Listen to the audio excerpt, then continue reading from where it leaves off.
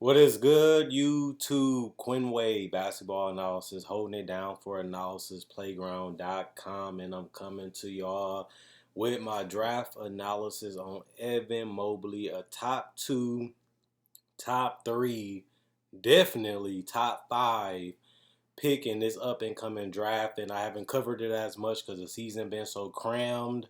And with another day off, I can cover the draft a little bit as we get ready for it. I'm high on Evan Mobley because of his skill level. I think that this guy might be slower. People get on him for his effort and his energy. He's not a rah rah, up and down, come at you type of guy, but he understands the game. This guy understands when to rotate. He understands how to contest. He doesn't foul a lot compared to a lot of bigs that have come into the league.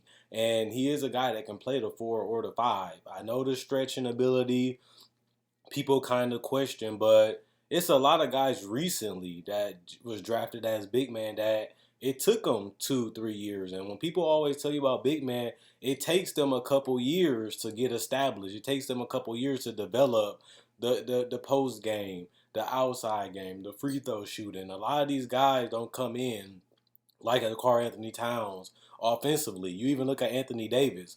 Anthony Davis came in as a defensive guy that can rebound. He didn't even average 15 points as a rookie, and now he's one of the most unstoppable center slash forwards we got in the league. But it was years later. It didn't happen that long, but it took him a while to get to that dominant offensive player that we see today. And even when you look at his second year, he was only at the 20-point mark, and now he has become good. Even with DeAndre Ayton, he was always around that 16, 18 range. That's not really dominating offensively, but now he's still showing that the effort, the hustle, the energy, the size, the body is amazing, especially because you see that he can produce when it matters most, and that's the NBA playoffs.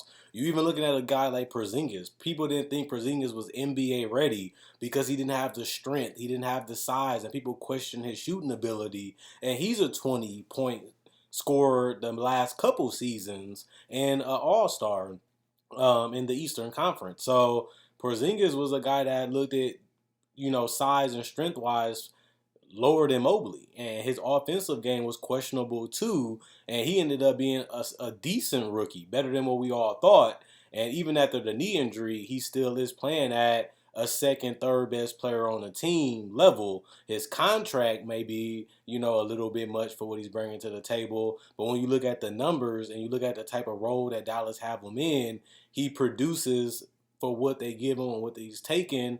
And the only reason I bring that up is because that's going to be the same way Evan Mobley career will go. Depending on what situation you put him in, depending on how you utilize his size, his screening, and putting him in a position to succeed, that's normally on the personnel that you have around you and the coaching that's around you. Do they want you to be a guy that give you the ball like a Sabonis, like a Jokic? Do they want you to be a Miles Turner?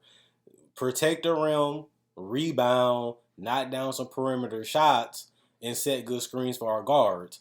Miles Turner was known as a guy that had potential, but he really had to develop the rest of his skill level and became a significantly better defensive player than what we all thought he could be coming out of the draft. He had the size and the mobility to do it, but then he actually brought it to fruition because of the situation, the coaching, and how to utilize him. His offensive game to me was underused, especially today, but he also became a way more impactful defender than any of us would have had thought coming out of Texas. And I think Mobley will be one of those guys too where you see everything that he brings to the table now. And you look at the fact that you get him in, get him situated, show him the game, let him get his bumps and bruises for playing the game, and then let that become a way to mature him into the game.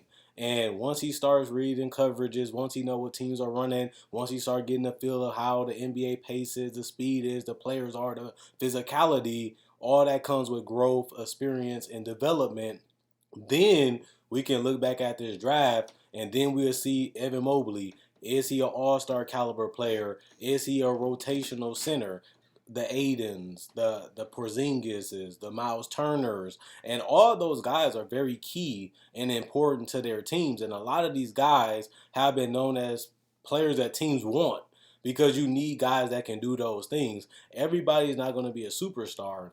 Everybody's not going to be an all-star, but Aiden has shown that he may not be a superstar center, he may not be a dominant center, but he's the type of center that Phoenix need, and he's important to what they do, and that's what we see with Porzingis' floor spacing ability for Dallas. That's what we see with his spacing ability, even for Miles Turner and rim protection ability. And we even see a guy like Brook Lopez, where he was a guy that you gave the ball a lot to. It didn't really produce to a lot of wins, but going to Milwaukee, becoming the all-defensive selection, a floor spacer, and a guy that can have good games here and then is all they really need him to do because they have Giannis, Drew Holiday, and Chris Middleton to fill in those playmaking offensive roles, and they just need him to do this particular part, and that's going to really dictate the career of Evan Mobley. Do you want him to be a guy you rely on offensively? Do you want him to be a guy that plays off of guys offensively, or do you want him to be a centerpiece?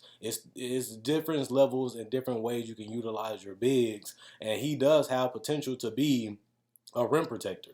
He may not be the fastest, he may not be the most intimidating guy, but if you put the right center or the right power forward, or if he is your center or he is your power forward with somebody else back there, then that will really determine the value of what he is. Because big man is a situation where you don't really want to spend a lot of money on centers because they're not really winning you a lot of games like the guards and the boards are in the current NBA. And even though you're picking them up at third or second, those teams still do need a guy that can really come in and give them something different. Because a lot of these teams already have their guards, they already have their playmakers, and they just need the size, the rim protection, and some skill screen, some mid-range shooting, some floor spacing ability that they don't have right now outside of Houston. Because Christian Wood can do those things, but we know that Christian Wood hasn't been known as a defender, and Christian Wood was a guy that came into the league, was out of the league, put in a lot of work, put in a lot of years, and built his way up to being a starting level 20 and 10 caliber guy years later. And Evan Mobley is similar to him, has a lot higher upside defensively, can really balance his game out offensively, which I think he has done. But Mobley, for him to take his next step in his development and his growth, is to become an elite rebounder or elite defender or at least an elite floor spacing center. And that's what you see even with Gobert. Gobert became an elite rim runner. He became an elite defender, but not a great offensive player. And if you look at a lot of these centers, a lot of them are great or elite in certain areas, and that's what makes them really valuable. And the only reason why I bring up those situations is because he's not elite in really no area. He's just very well rounded in a lot of areas, and that's something that's going to work or not work, and that can really depend if you're a max guy. That depends on if you're going to be a rotational guy. That can depend on you being a foundation guy, and that can also depend on if you're going to be a starting level guy. And when you're picking somebody this high in the draft, you want them to be a pillar. You want Evan Mobley to be a guy that's very impactful in your team because this is a guy that you want to be a future all-star because you picking them this high. Now I can see if you pick them in the Miles Turner range, the Jokic range, and the Gobert range, and they just exceeded expectations. But when you get in a guy this high, you really feel like he can be a pillar to what your team is and the identity of your team now and in the future. And that's just the difference between him and a lot of these other bigs. Evan Mobley is great in this particular draft. He's great at a lot of things, but you have to bring out the rest of him as a coaching and development staff and put him in the right system and scheme to succeed. And we just have to see the team that picks him. I think JB Biggerstaff, if they pick him for Cleveland, will be great for him. Because he can play the power forward, he can play the center, and even if they bring back Jared Allen, you got another guy that can do the rim protection for him, and he can set the screens, give spacing at the forward position because they won't need Kevin Love to do that. And Kevin Love have never been known for his defense anyway, and that's something that's different with bringing in Mobley. He's known as a guy that can be a two-way player, potentially a 18, 20, and 10 type of guy. if he put the strength in and actually learn and understand the games, plus get the minutes, the numbers should ultimately be there. It's just about, will he be a superstar franchise guy? And that's what you really want within the top three, top five.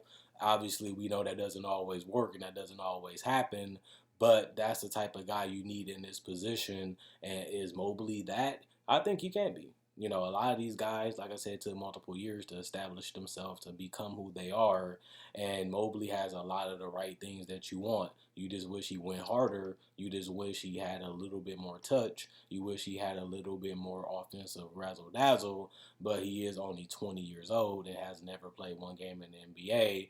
And you can mold and scope him into what he needs to be. And that's what you should be excited about if you pick him, or if you want to pick him, because he's so raw and so fresh that you can really make him what he needs to be for your particular team. And that's what a lot of these other organizations did with their power forwards and center, and you have that ability with Evan Mobley. Other than that, let me know what you agree or disagree with. Is I'm crazy? Is I'm right? Is you feeling Evan Mobley? Is he going to be overrated? Will he be a bust? Will he be a superstar?